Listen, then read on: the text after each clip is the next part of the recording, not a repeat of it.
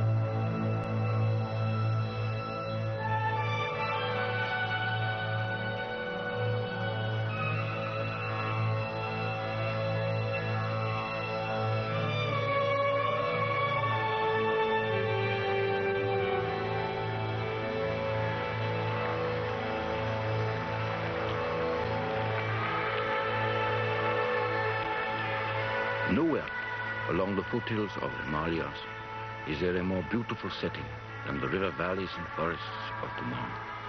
Here the law of the jungle prevails, the law that is older and better than man-made laws.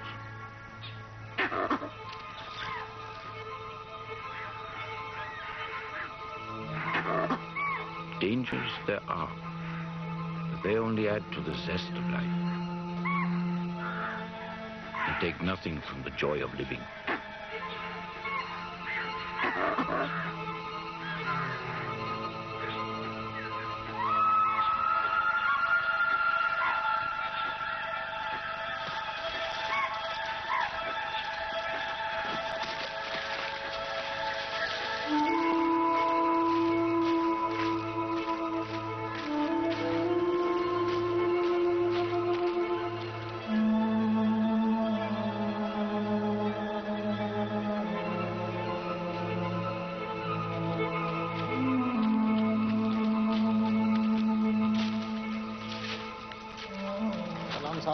Have you seen anything?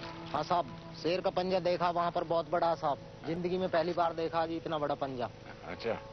अच्छा साहब, सलाम। To many, the jungles pose an imaginary threat. But to me, they are places of friendship and beauty. In nature, there is no sorrow and no repining.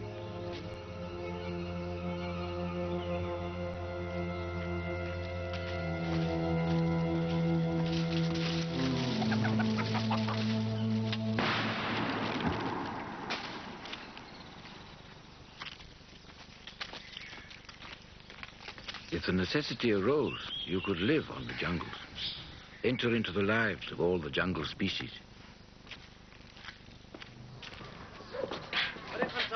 Hey, where's Kansama? Huh? Ah, Kansama. We'll have this tomorrow evening. See you there. Papa, हम भी कुछ खाएंगे क्या?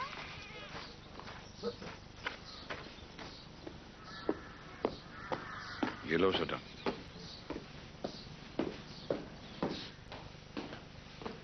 Hello, Maggie.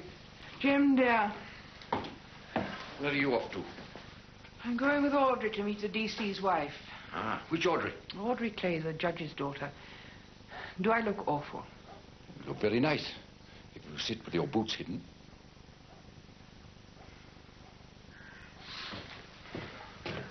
I don't think I can go. Of course you can. Mrs. Vivian won't eat you. You wouldn't come with me, would you? Oh, no, thank you. I think I ought to go up to Alma Lodge, see how they're getting on. The Finlays move in next month. Oh, I gave Kansama a jungle fowl for our supper tomorrow evening. Oh, good. Did you see anything interesting? Yes. I saw the government runner from Ramnagar. Do you have any news? Yes, he's seen the biggest pug marks he'd ever known, tiger. I expect he's an old friend. One of these days, I'll get a shot at it. In 1929, my brother Jim was over 50 and known in our part of India just as a shikari, a big game tracker. He had not published his ideas then. Thank you so much. We're not in a swim, I'm afraid. The houses belong to our mother. She and our stepsister used to see to the letting of them, but since she died, there's only me to help my brother with everything.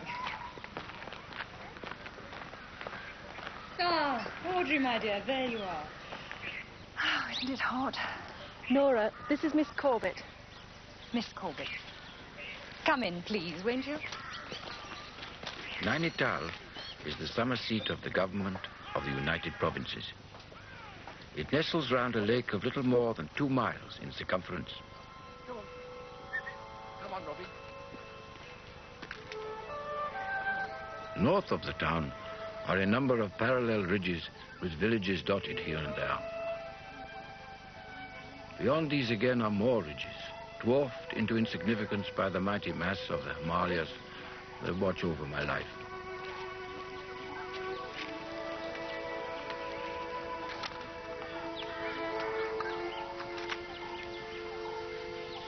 It was Fred Champion's book, With a Camera in Tigerland, that prompted me into taking pictures of Kumaon and of animals in the wild.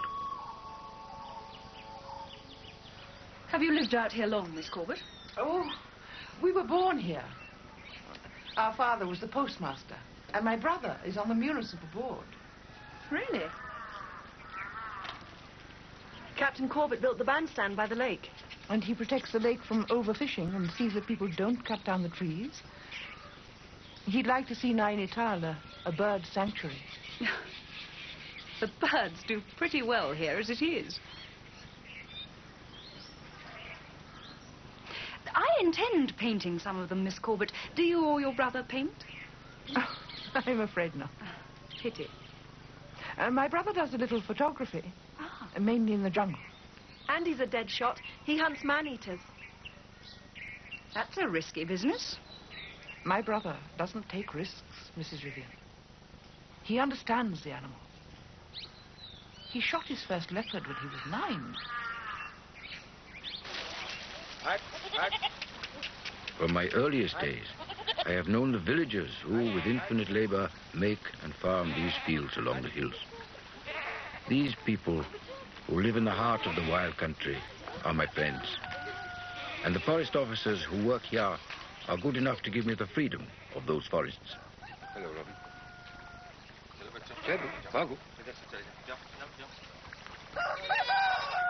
Sir? Yes. A man was shooting near here yesterday. It was late, dusk even. He heard an animal and fired. It rushed past him into the bushes. This morning he went with others looking, but they couldn't find it. Only blood smears. They found some hairs. Shankar has them now. Well.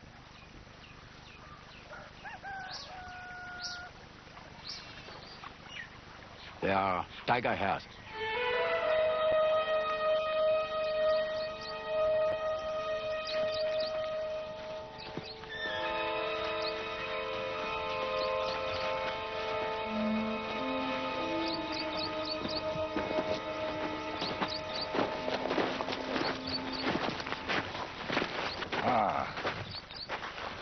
I know this tiger, Robin.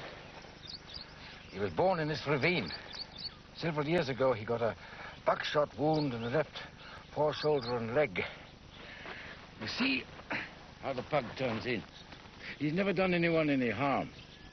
He's a big fellow, though.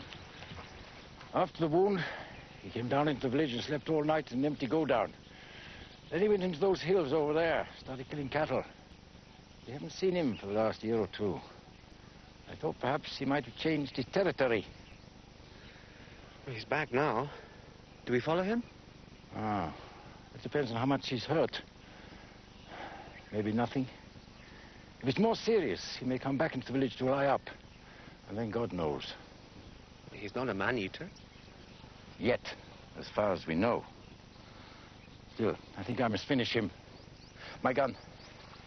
Might make a good trophy. Now, you take Hood Sahib and Moti back with you. Ji, Sahib. And keep together. Are you quite sure? Yes, thank you.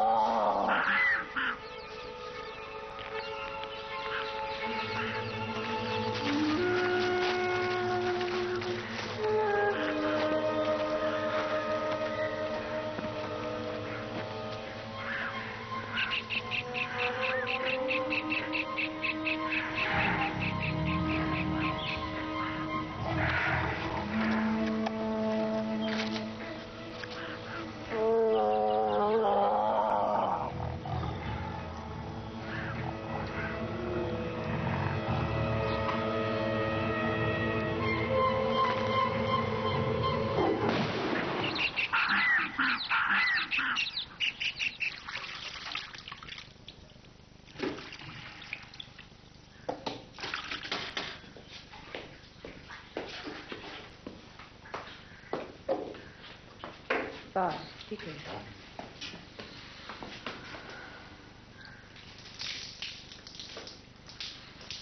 Thank you, Maggie. It's a fine tiger, big one. 10 foot and 3 inches over the curves. When I was skinning him, I found the pig hunter's wound. A very small one, only a scratch, really. I thought he might be serious, make him a danger in the village. As it is, I've taken his life for nothing. He might have taken yours. I always worry.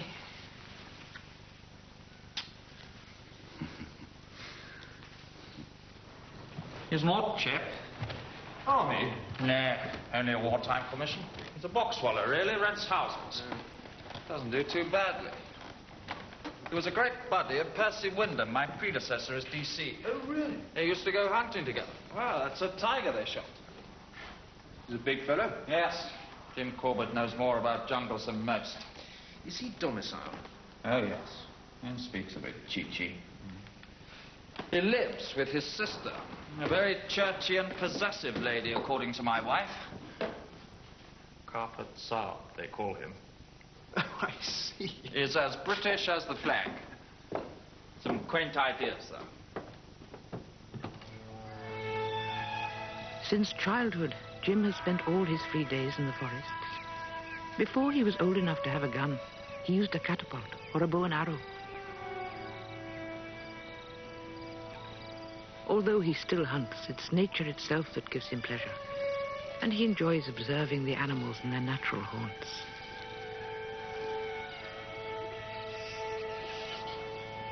He seldom mentions the danger he runs when encountering the great beasts, whose strength and courage he respects.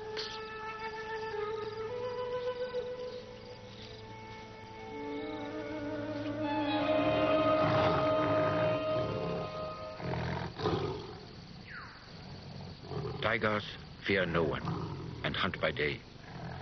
I've been watching this particular tiger since he was a cub.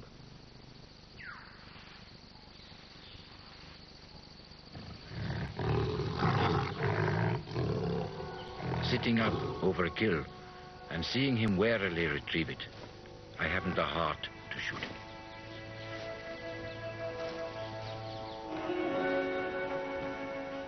You come and sit down, please. Animals in their natural environment don't kill wantonly. Only we do that. Someone switch the light off, please. You'll have joy all around you. You recognize birds and animals by their calls. When I was your age, I used to mimic most of the jungle creatures. Using my ears has often helped me as a hunter. Now, a leopard calls like this.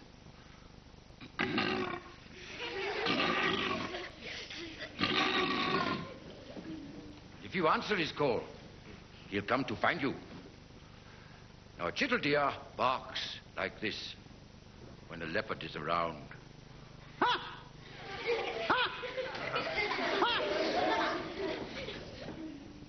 warning to the herd. Langur chatters like this.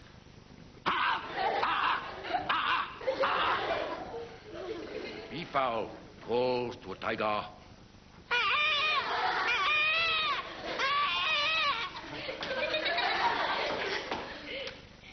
Now, I am a tiger, calling to a tigress in the mating season across the hills.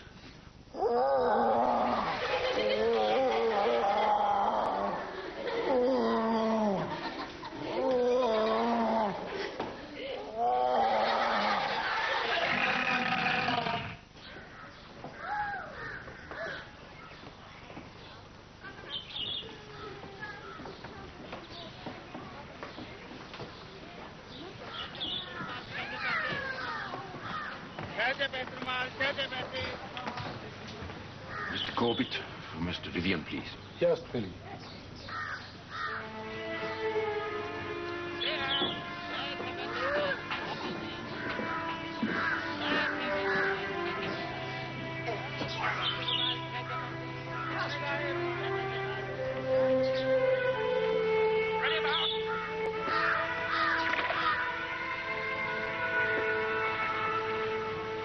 Jim, decent of you to spare the time. We better comply with the formalities.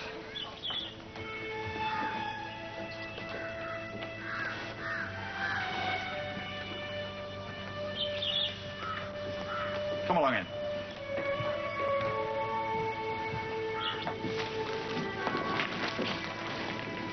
What'll you drink?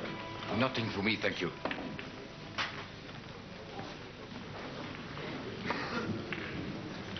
Excuse me, Ken.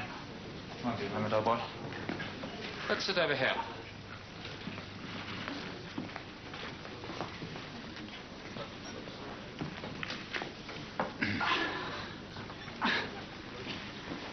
I've had a communication from Harry Higgs, ADC. The governor would like to come up here for a bit of sport. What kind of sport? He has in mind an elephant drive, apparently.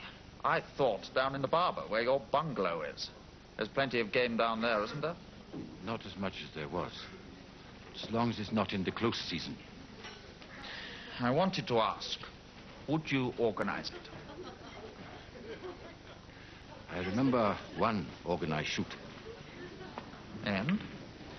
I was with 3 army officers on a duck shoot. We put up an enormous number of waterfowl, literally thousands of them. And then they started to shoot and went on, killing and killing, until they had shot over 300 of them. More than they could take away. It sickened me. Oh, this will be entirely different, old boy. I might bring my wife with me. We're both fairish shots. She knows the form.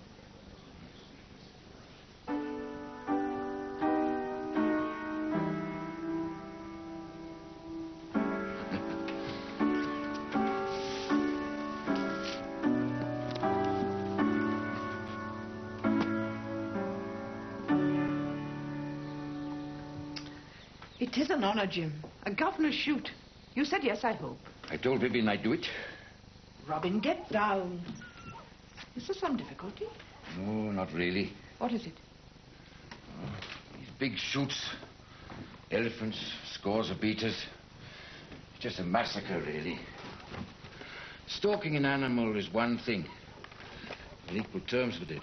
One false move and you're lost. But these big drives, sitting up safely on the back of an elephant, 20, 30 guns or more, and the game's driven towards you. Half the time the animals are only wounded and they crawl away in misery to die or become a menace. How long have you felt like that? I remember when the old king came out. They had a big shoot for him. Killed 20 tiger, rhino, bear, and so on. And I thought then, it's against nature, Maggie. Then why did you agree? You don't have to do it. Well, they'll have to shoot anyway. Least I can see it's done right and they kill things properly. But I won't let them beat areas where there's forest tiger. They can kill cattle tiger if they want to. Where's he going to be? Down in Kaladungi. I'm going to try this out. A new camera? A present from an old hunting friend. He takes moving pictures, Maggie. Oh, no, I look terrible. It's all right, it's not loaded. Obviously, the film goes in here. Jim, dear, not now. Why not? It's after 10 o'clock and you're tired. It's time for bed. Whatever you say. We can have film shows, Maggie. Won't it be expensive, all the film? Shall I read prayers or will you? It's your turn, I think. We'll have to see. O God, from whom all holy desires... O God, from whom all holy desires, all good counsels, and all just works do proceed, give unto thy servant that peace which the world cannot give.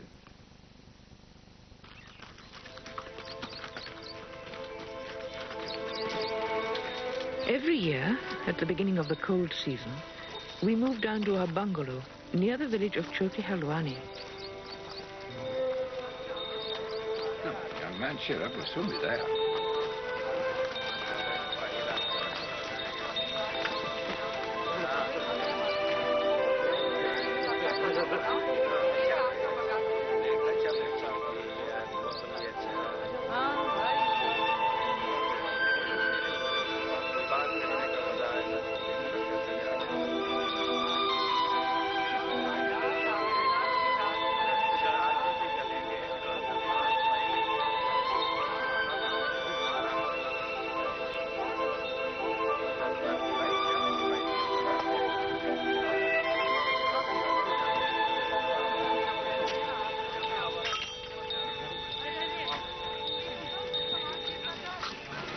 Jim bought the village of Chihalwani in 1915.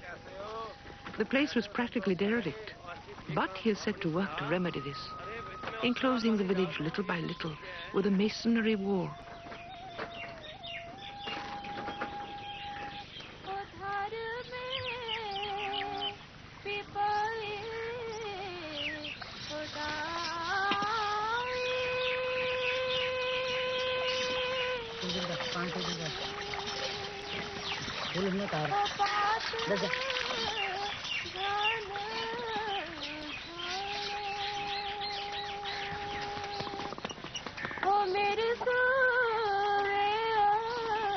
He himself helps with clearing and irrigating the land. He has new houses built and old ones renovated. And gradually, the village is developing into one of the best in this part of the country. Carpet Sahab, I need some new chana. Grass is not growing in my field. That's because of the lantana, Ram Singh. Burn the lantana and the grass will grow. You want some matches?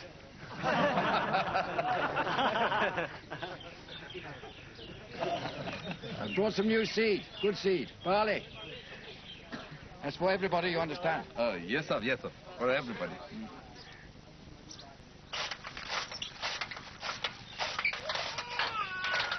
Chihalwani has been our second home since we were children. We've always felt part of the village and close to our neighboring families, particularly Jim, who prefers to sleep in a tent in the garden. Ah, Bahadur. What is that? It's a cinematograph camera. What is the news? What is cinematograph? It's like the cinema. It will take moving pictures? Yes. What is the news? What has been happening here this past month? Everything is very quiet, Kabir Sahab. All as usual, peaceful, hard work.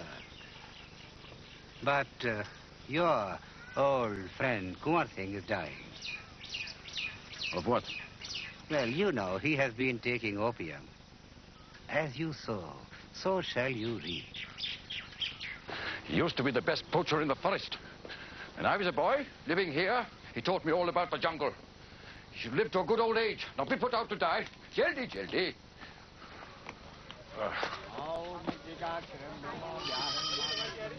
What's all this superstitious rubbish going on here? A clear Bhagavan, hey? I won't have it. Come in, sir. He's thinking his father will die. Nonsense.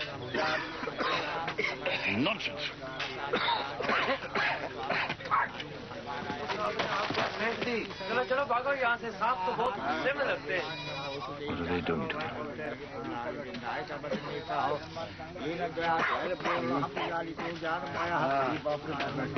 Get these people out, Bahadur. Bring me 2 seers of warm milk.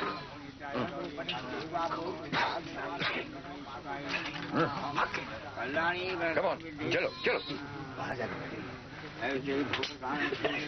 Now, make these people go home, Bahadur. Quickly now, ciao.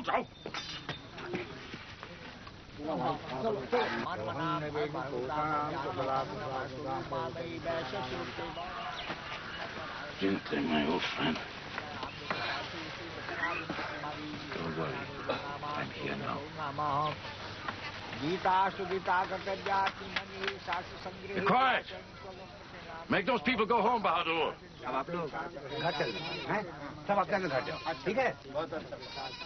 So, times have changed, Uncle. So have you. There was a time when no man would have dared take you from your home to die like a beggar. You wouldn't listen to our warning. Now the vile drug has brought you to this. But you're not going to die, my old friend. You're going to live for many years. But first, you're going to promise on the head of your son that you'll never more touch the filthy drug. And this time you're going to keep your promise. I'll not come to save you again. Huh? Now, while we wait for the warm milk, you smoke. Okay, dying man. Book cigarette, Corbett, sir. There'll be no more talk of dying, because you're not going to.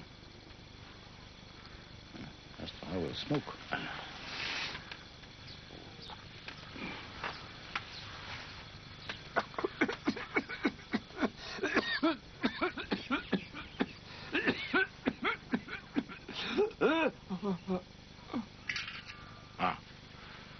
Pour some in there.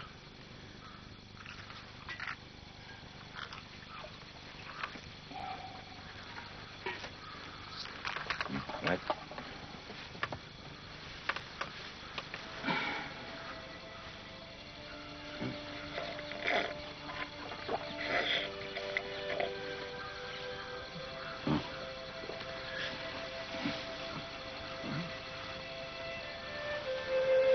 Your father is better. You stay with him all night. Let nobody else in. Every time he wakes, you give him some more warm milk. Okay?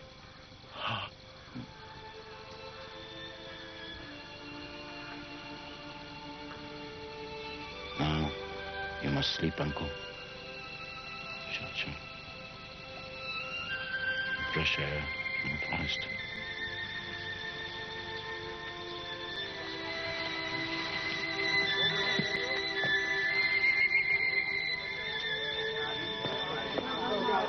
I'll come back tomorrow.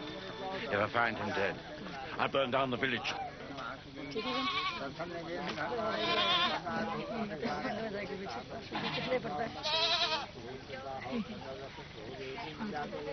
I remember showing Gunwar Singh my first old gun when I was a boy. He said, "Now you are a man. With that gun, you can go into the jungle and never be afraid." Provided you know how to climb trees. He taught me that, too. I don't think Kumar Singh will touch opium again.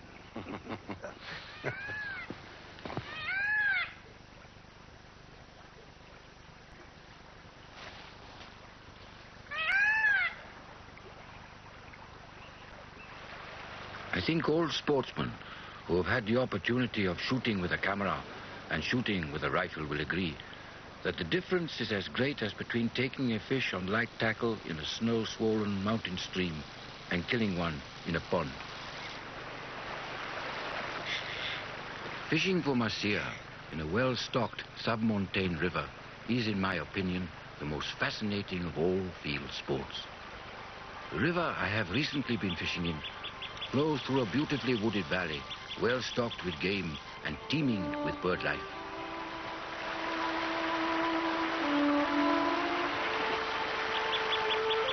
My happiness, I believe, results from the fact that all wildlife is happy in its natural surroundings.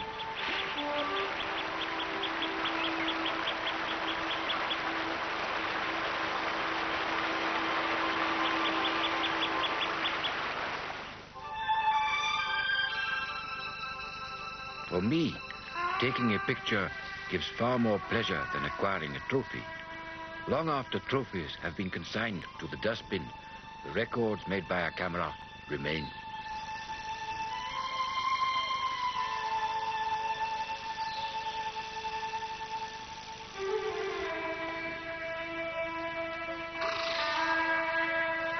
Jim never takes a gun out when he's filming. He only kills nowadays to protect the village crops, or for the pot. Though he's still making arrangements for the governor's shoot. I shall need 2 shooting blocks in your forest, Robin. You can have the Chori. No one shot there for some time. The old Boar River block, that has some good cover in it. I have to be a big bandabas. I shall want 40 or 50 beaters each day and some forage for the elephants.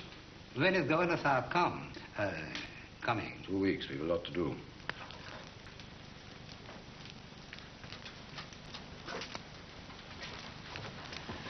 Now we need 4 cups, Kamsama, and plates for the cakes. Right. Oh, and don't forget to put the second batch in later. हाँ ma'am साहब. Where will you want machans and flags? And I'll deal with the flags later. I think machans in trees here, here, and here. Then we can control the beat properly. You think it may be dangerous? With the tigers? Well, isn't that the point? We'll not kill prime animals, Robin. Or tigresses with cubs. There have to be limits. Yes, of course. Robin, would you have some tea? That would be very nice. Mr. Bahadur? Thank you. And cakes. Maggie is famous for her cakes. Do have one, Bahadur. Thank you. Thank you very much. Why should you worry about tigers, Corbett Sahib? There are more of them than there used to be. No, Bahadur. There are not more tigers. They come round because tree felling has robbed them of their natural hunting grounds. When I first came to Chihalwani, the village was surrounded by tree jungle and grass, virgin bush which supported all kinds of creatures. What do government do instead of preserving it? They regulate development reasonably and very carefully. They issue gun licenses. So, everybody stops being squeamish about taking life. They start shooting deer, sell them for a few rupees in the markets. They are robbing the leopard and the tiger of their natural food. They have to live, Captain Corbett. Let live. Isn't that the Hindu philosophy? Yet men from these villages sit in trees over water, wait for the animals to come and drink, and slaughter them indiscriminately. But you can't blame the villagers for... Then whom shall we blame? In the end, it's they who suffer. When there are no more deer, the jungle is cut down, animals like leopards and tigers come down into the fields and start killing cattle, and that leads to open warfare between the villagers and them. The balance of nature is destroyed, and the people lose their natural inheritance. That's nonsense. Is it?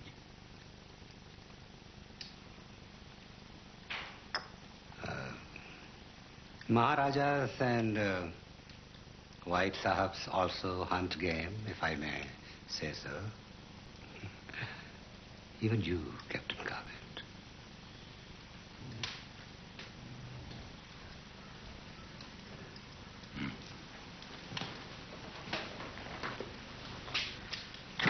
I don't know what all the fuss is about.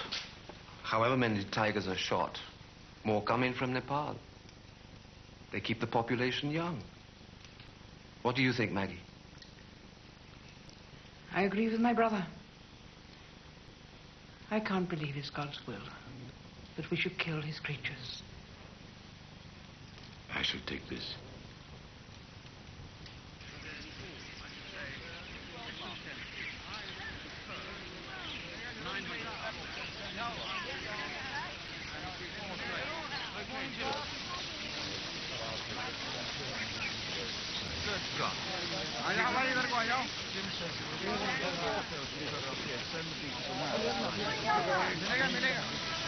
Beaters, round that tree, Geldy.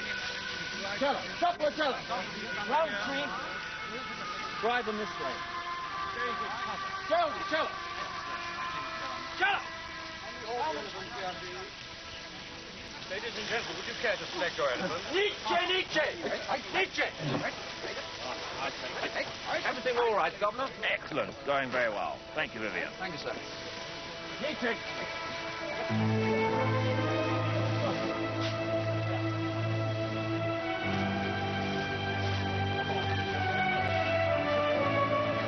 Bring it forward. Forward. Turn. Nietzsche!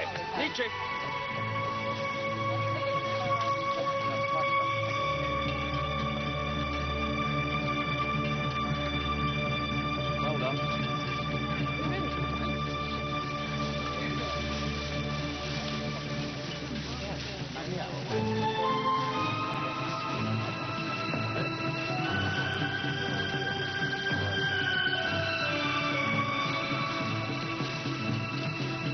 Check the film, are you, Jim?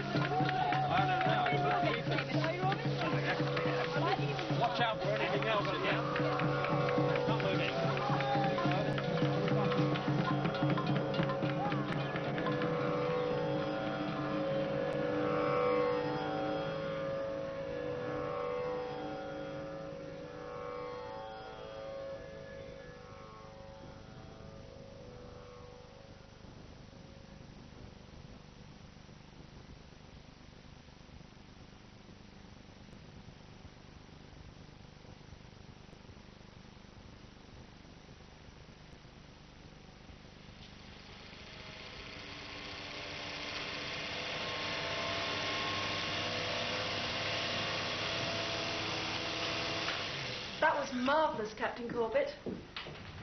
You ought to show it at Government House. Father would love to see it. Would he? Don't think my brother has time for cinema shows. These are scientific records. All the same, people would like to see. It's all right, Audrey. I can do this. I could ask the Vivians. Why? Well, I think the more people see it, the better they'll understand the jungle. Of course, I'd want to get some tiger on film first.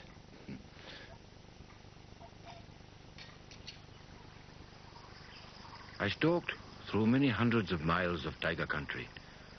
And though I saw tigers on possibly 200 occasions, I didn't succeed in getting one satisfactory moving picture.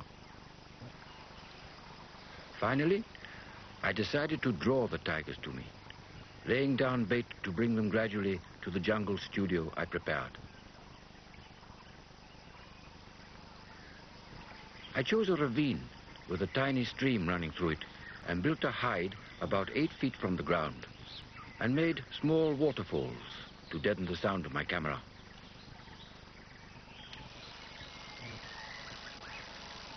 The whole proceeding took about 4.5 months, with many setbacks and disappointments.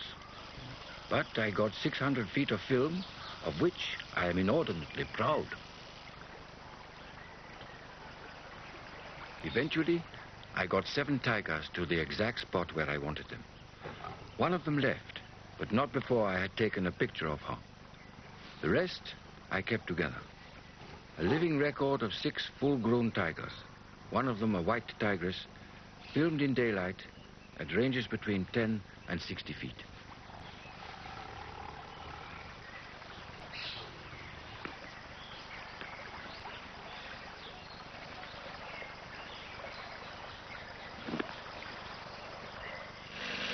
Although they sometimes heard the camera, during the countless hours I lay there, not one of the tigers ever saw me.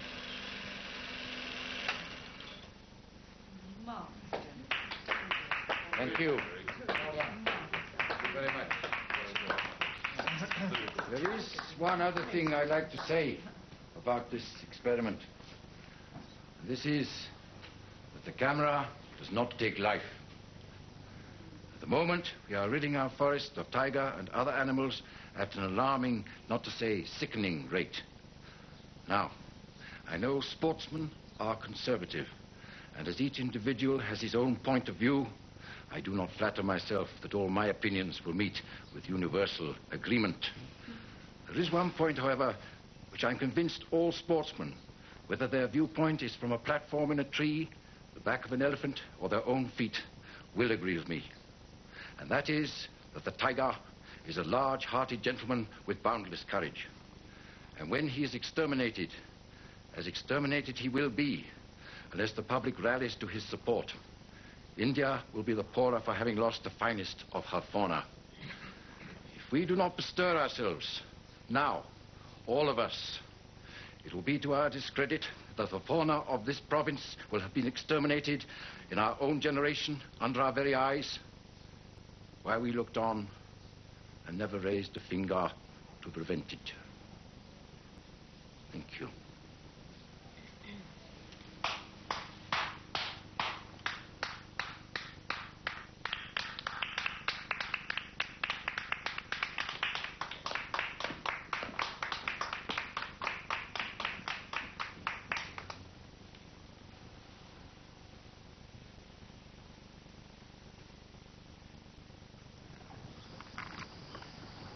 Do not take any notice of them, Sahab. They are ignorant. Their opinion is not of importance. They're very important, Bahadur. They make the decisions. Only in this district. In all India.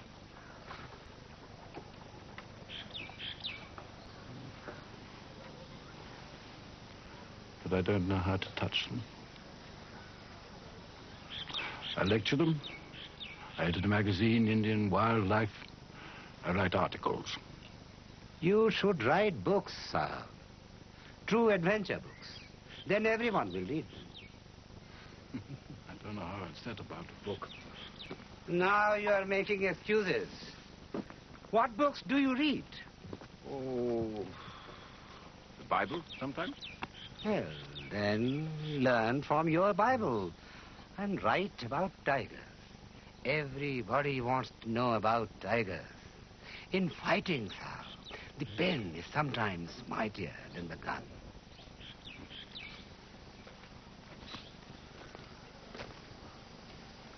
The Piplapani tiger. Beyond the fact he was born in a ravine deep in the foothills. Mrs. Vivian. Laura, please. I'm sorry, I came to see Maggie. I'm afraid she said guides. Ah, and I've disturbed you when you're writing your letters. Writing a book, actually. A book? I was wondering while you're here, would you do the illustrations? Oh, I wouldn't be good enough. What's it about? Tigers, of course. What are you saying about them now? Something like this. When I hear the expression, cruel as a tiger, or bloodthirsty as a tiger, don't let me bore you. You couldn't. Would you like to hear some more? Please. I remember myself as a small boy, armed with an old muzzle-loader, with a 6-inch split in the right barrel, and the whole thing lashed together with a bit of brass wire. Wandering through the jungle when there were 10 tigers to every one that survived now. When night came on, with a small fire for warmth and company, wakened at intervals by the calling of tiger, throwing another stick on the fire, and turning over and going to sleep again. Because unless a tiger is wounded or disturbed over its kill with its cubs, it will do you no harm. Unless it's a man-eater. Man-eater is a tiger driven to a diet alien to it, either by old age or because he's been shot carelessly. Perhaps if we shot less. I don't understand you, Jim. May I call you Jim? Of course. You're the best shikari in the province. You've hunted for years, and now you turn your back on it. Why? Maybe because I'm getting older and wiser. And I love my country as it is. It's not our country, though. It is mine. My family have been here for 3 generations, Nora. My mother was in the mutiny. Her first husband was killed at the Battle of Hachunpur. People like the governor and your husband come out for a term and then go back. Maggie and I have never lived outside India. This is our home.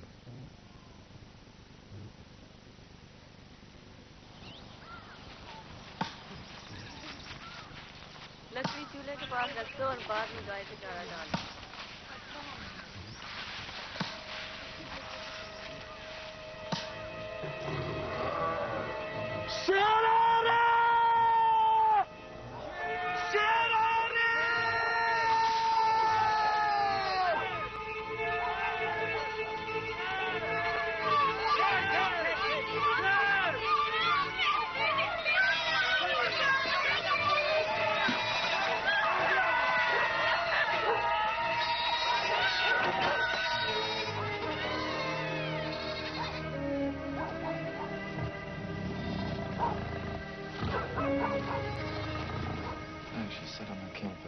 And then moved up to Chaka. Well, it seems to be so. That's all I can Yes? see. And then going further on. Well, it's a possibility. Ah, Jim. Very good of you to come. We need your help over a rather tragic and difficult situation. Do you know Baines from Almora? How do you do? How do you do? Do please sit. What do you mean, tragic? There are no less than 3 man-eaters operating in Kumaon. One of them, in my district, is proving to be a considerable menace. To cattle, maybe. Not necessarily to men. Man is not the natural food of tigers. We want this tigress shot, Jim. Why don't you send some army wallahs after it? They'd enjoy it. We already have. In my district, we've offered a reward. Several officers have had a try. So far, no luck. Yes, nobody could do it as well or as cleanly as you. Any leopards among them? Apparently not. Certainly mine is a tiger. The one they call the Chagar tigers. You know of it? I've heard reports. I don't always believe them. Tigers are often blamed for things that aren't their fault. How? A man wants to be rid of his wife. A tiger took her. A blood feud in a village. A person disappears into the forest. Obviously, a tiger killed him. A tiger kills some cattle, and immediately the headman complains it is a menace. Gentlemen, this makes me rather angry. The government destroys jungles, allows the extermination of fauna, permits shooting over water, allows villagers to shoot animals on the flimsiest of possible pretexts. When a tiger or a leopard, perhaps old, probably disabled, is driven out of its territory and forced into the village fields to prevent itself from starving to death, it is immediately accused of man-eating. And you ask me? You know how I feel about it. I don't think you're being quite fair, Jim. We're carrying out policy. Then carry it out. Take a gun. If you're convinced, do it. How many deaths are this you? About 50, we think, over a period of 4 years. And she cannot entirely live off human flesh. All the same, I suppose she ought to be put down, provided you get the right animal. These are authenticated.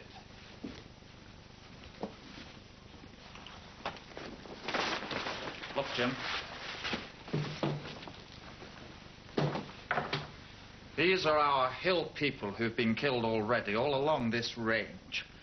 Tak 1, Dabguna 1, Jamuli 6, Akhura 2, Kalaaga 8. These villagers are living in terror. They've virtually no defense and their lives have come to a stop. They just wait for the next victim to be taken. You know how it is. You've seen it before. Damn. They're very much your people, Jim. You've no need to tell me. I insist on the same conditions as before when I've had to tackle man-eaters. I want no reward. And I want all other guns out of the area.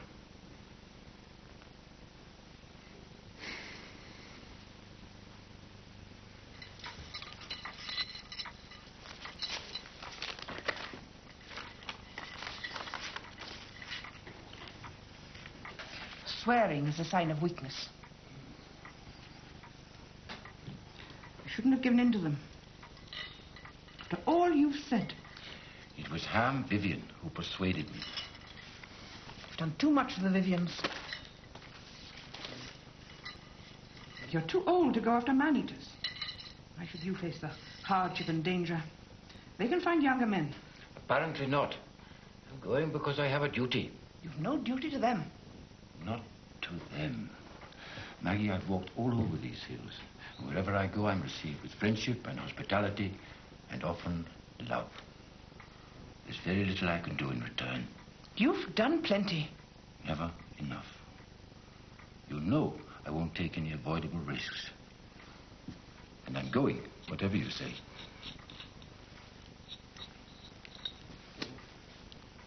I think there's something else. I think you were flattered. I think you want to show them that you're still the best hunter in the United Provinces. And that is vanity, Jim dear.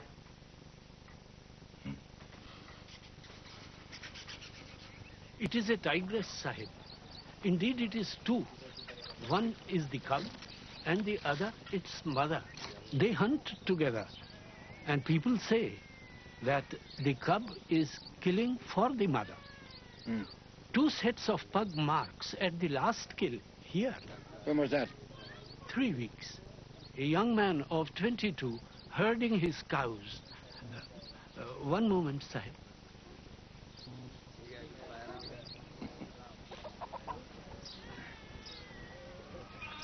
This old woman, Sahib, is the unfortunate man's grandmother.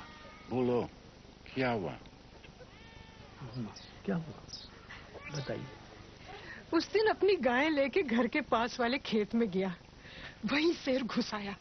बेचारे बच्चे को पता भी नहीं लगा और जिनावर ने गरीब को दबोच धरा और घसीट के ले गया बेचारे को. फिर उसे शेर ने पटक पटक कर मार डाला. He was out with his cows in a field near their house when the tigress, Shaitan, the very devil, it crept upon him.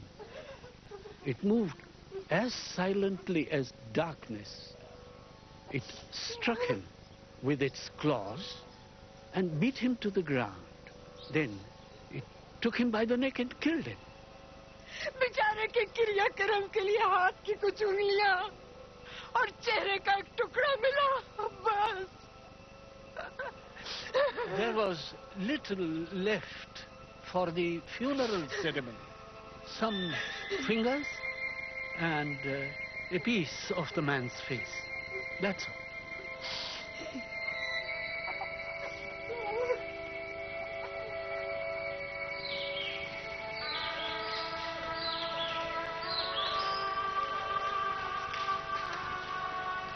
None knows better than I that the hunting of tigers on foot is not a popular sport, and that the hunting of man-eaters on foot is even less so.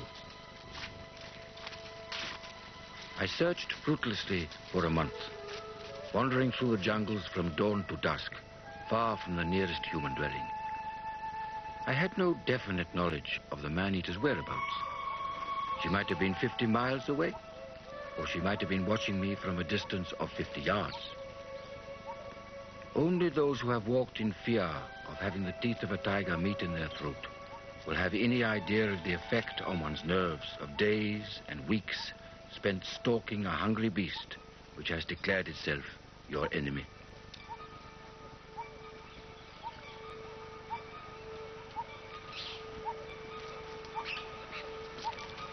Then, one day, a double set of pug marks and a circling vulture led me to a tiger on a buffalo kill.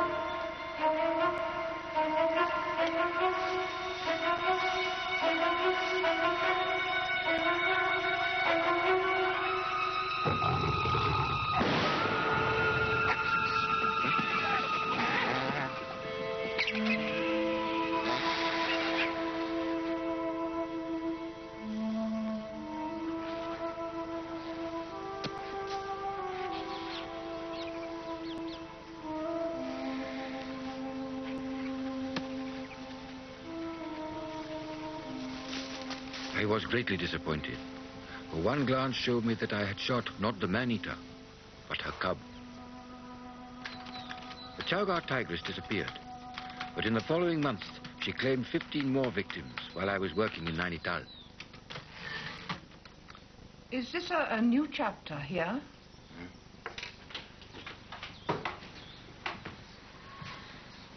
No, just a wide space will do. Mali says urgent note, Sahib.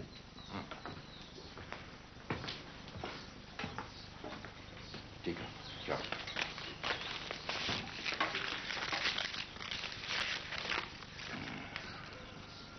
What is it? It's from the Vivians, the forest bungalow. They've located the man-eater. They want me to join them. Well, you can't, can you? Why not? I can go this afternoon. If they're such great hunters, why don't they shoot it themselves? They've asked for my help, Maggie. You always go running when they want you. You don't have to be at their beck and call. It's not them. As I've said before, it's the people. Champawat, man-eater, killed over 400 villages by the time I shot it. And Rudraprayag, leopard, over 100. I made a promise, and I'm going to fulfill it. Where's my cigarette packy? Oh.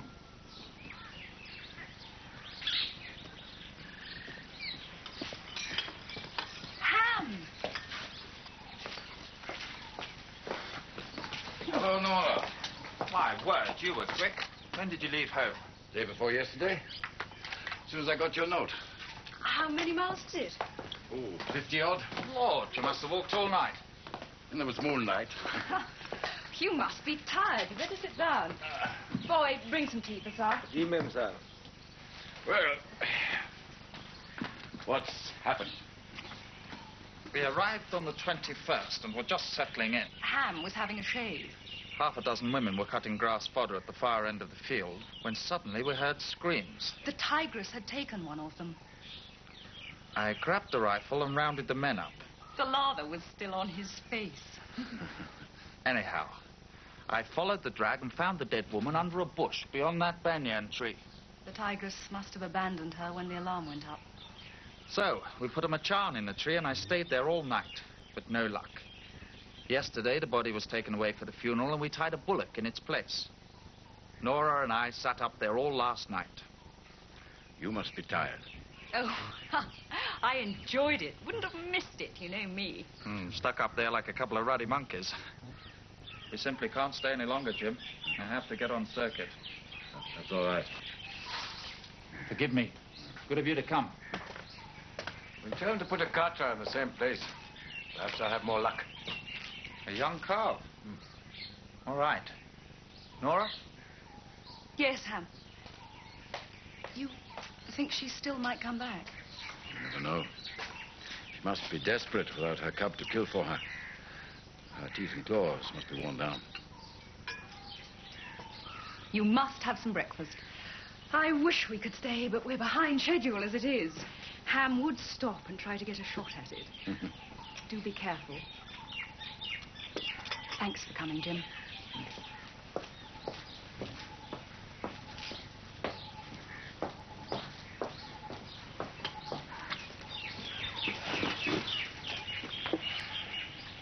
The tigress did not come that night, but I felt sure she had not left the area.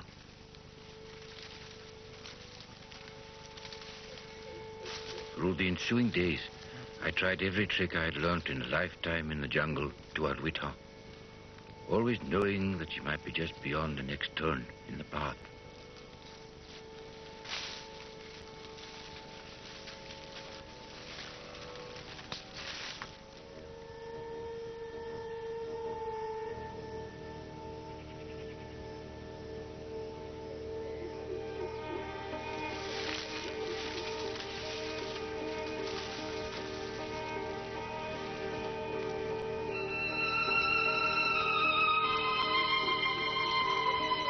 My sixth sense told me that she was watching and following me.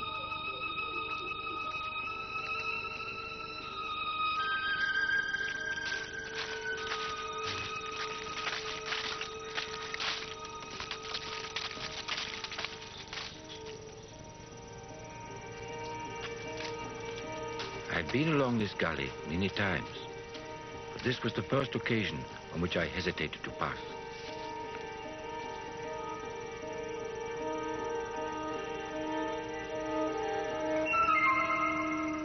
My instincts told me of the presence of the tiger. There was nothing for it but cautiously to retrace my own steps. I did not find the tigress, but I found her fresh pug marks over my footprints. I realized then how nearly the thread on which my life hung had been cut.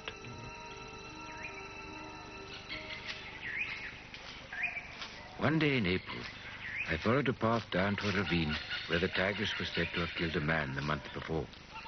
My bearers followed me.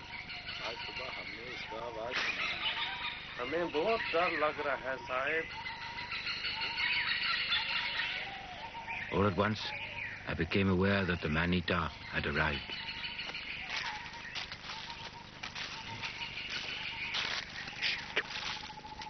I knew I'd have to shift my ground.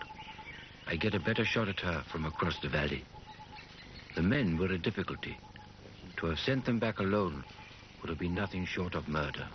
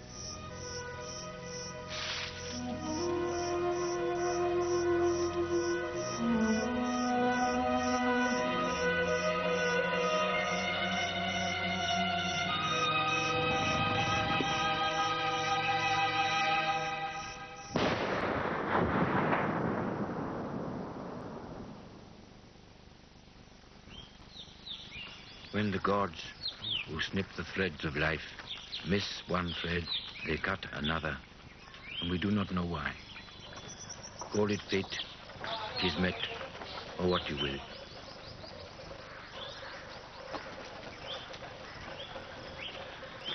No, Jalebi.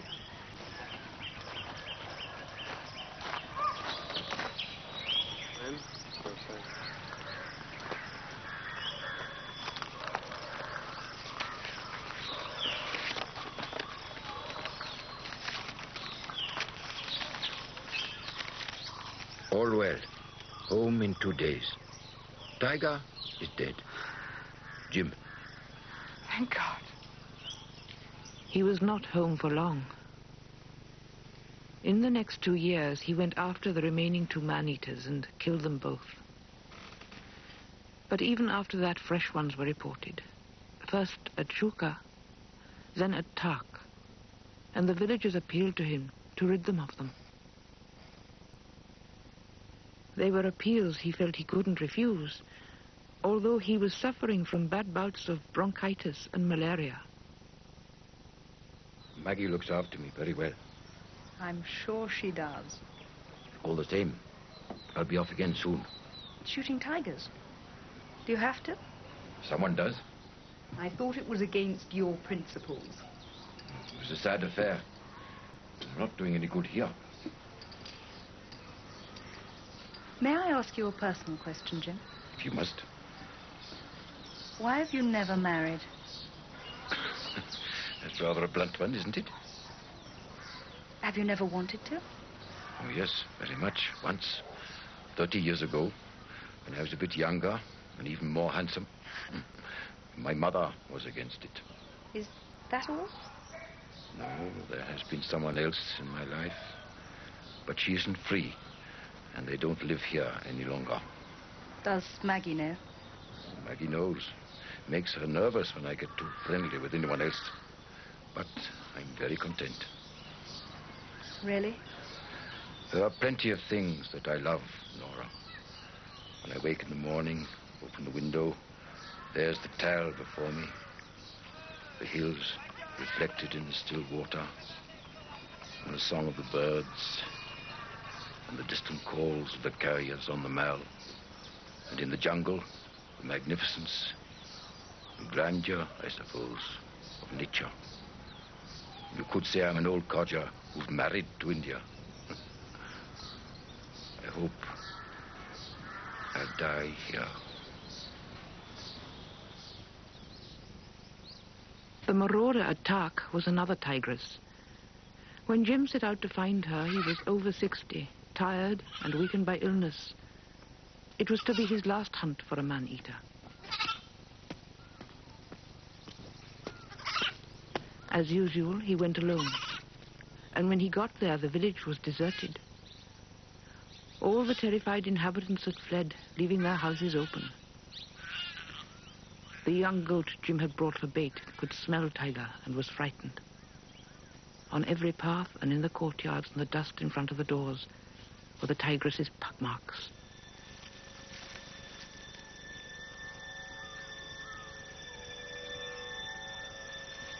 In any one of the abandoned buildings, the man-eater might be lurking, ready to spring.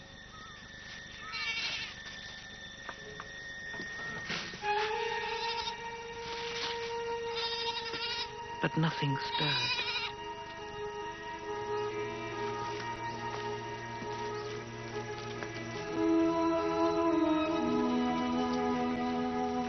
She had claimed her last victim in a terraced field above the village. There were still signs of a struggle in the soft earth under a tree.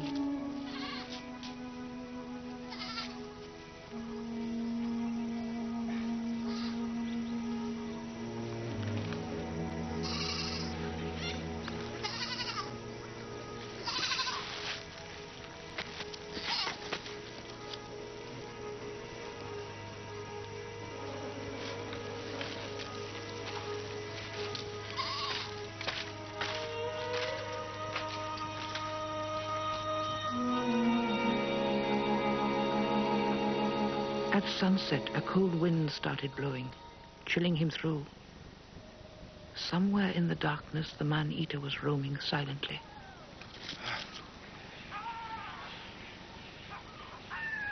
He was the only human on Tak Ridge.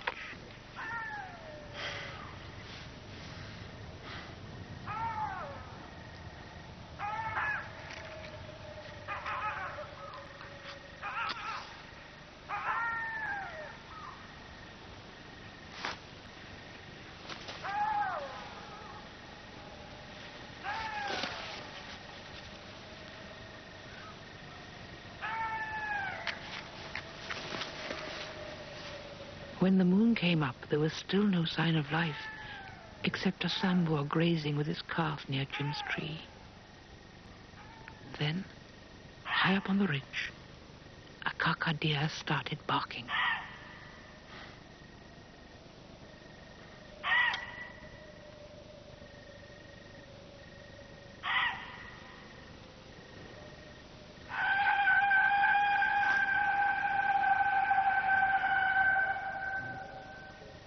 The cry was not repeated, and there was nothing I dared do. When I got back to camp in the morning, I asked the head man if he could give any explanation for a cry from an utterly deserted village, but he could not. So it's best to assume that neither the kaka, the sambur, nor I ever heard the very real screams of a human being in mortal agony. I wonder whether it is a premonition, Maggie, a warning.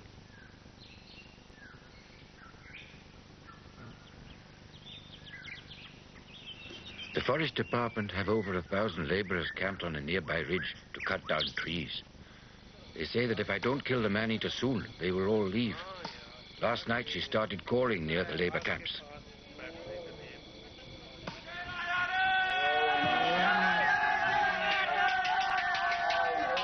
They lit fires and shouted to drive her away, but that only infuriated her, and she rampaged round them till dawn. The villagers say she is a shaitan, a devil.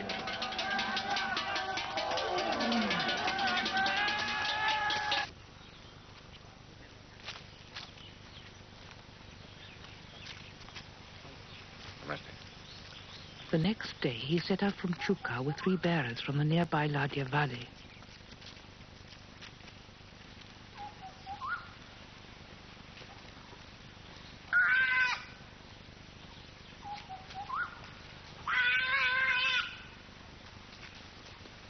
They saw nothing all day except the tigress's tracks, and didn't hear her till they were making their way back to camp.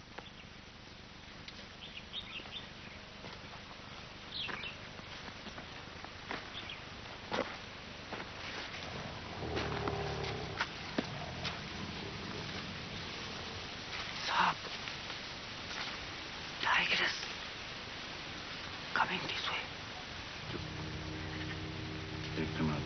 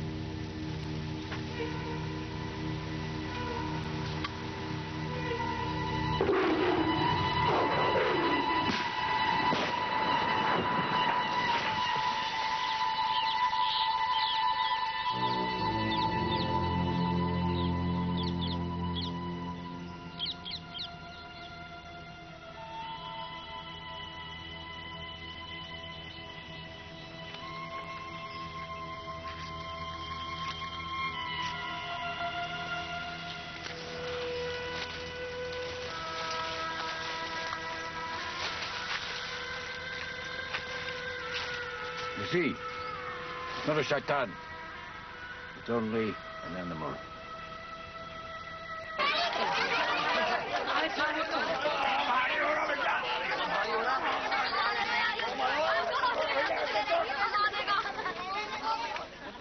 An hour before, it would have taken wild elephants to drag the people from their shelter. Now they were converging on the path leading to Takht. Some went up to help carry the tigress, while others would have carried Jim, had he permitted them.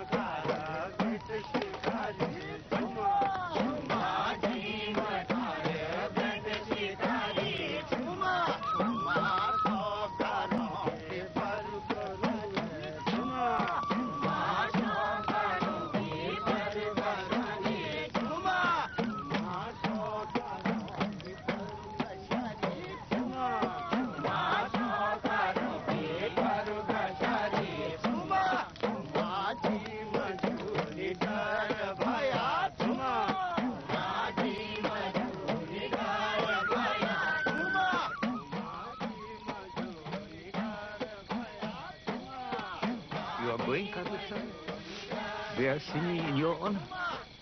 Yes. And yours? I'm tired, Chacha. I need some sleep, you understand?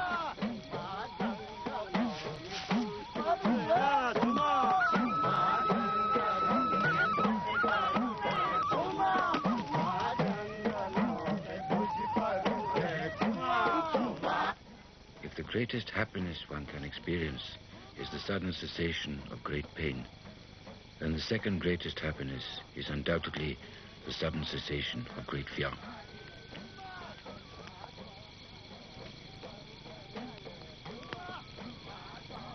I have had a long spell, and there have been occasions when my life has hung by a thread, but I am amply rewarded.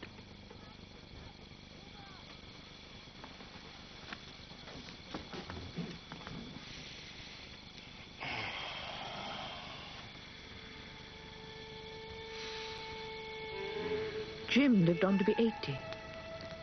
In 1944, he published his first bestseller, Man-Eaters of Kumaon, which was followed by others that sold around the world. After India's independence, we moved to Africa to be with our friends and relatives. But Jim's heart remained in the Kumaoni hills, where they named the first tiger reserve after him. Nowadays, everyone talks about conservation. But he was a real pioneer. In these foothills, spring comes in a night. It's winter when you go to bed, and when you wake next morning, all nature is rejoicing. Season after season, year after year, the scene changes. And after a year or 50, one is still only at the beginning.